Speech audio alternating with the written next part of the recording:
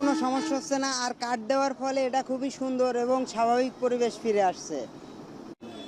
সরকার কাট করছে, অবৈধ গাড়িগুলো এখন বাহিরে আছে, শুধু বৈধ গাড়িগুলো পাম্পে আসতেছে, যার কারণে পাম্পেও ভিড় নেই। একটা সঠিক পদক্ষেপ নিচ্ছে সরকার, সরকারকে আমি সাধুবাদ জানাই। এখন যে পদ্ধতিতে পাচ্ছি ফুয়েল কার্ড পদ্ধতিতে এখন কোনো ভোগান্তি নাই, এখন ভোগান্তির ছাড়াই তেলটা পাচ্ছি। কিন্তু কিছুদিন আগেও অনেক ভোগান্তি হয়েছে, কিন্তু আজকে এসে দেখলাম যে হচ্ছে মানে কোনো লাইন নাই। আমি দেখে নিজেও অবাক। আমি তো মনে করছিলাম যে হয়তো এখানে শত শত গাড়ি থাকবে, কিন্তু আজকে দেখলাম যে না, আজকে একদমই মানে ফাঁকা এবং ফুয়েল কার্ড ছাড়া কোনো তেল দিচ্ছে না। তো মানে যে পদ্ধতি আছে আসলে এখন একটু স্বস্তিদায়ক। আমরা এখন পর্যন্ত আজকে দিন পর্যন্ত 13,000-এর উপরে কার্ড বিতরণ করছি এবং এখন আমাদের কার্ড বিতরণ কাজ চলছে, আগামীকালও চলবে।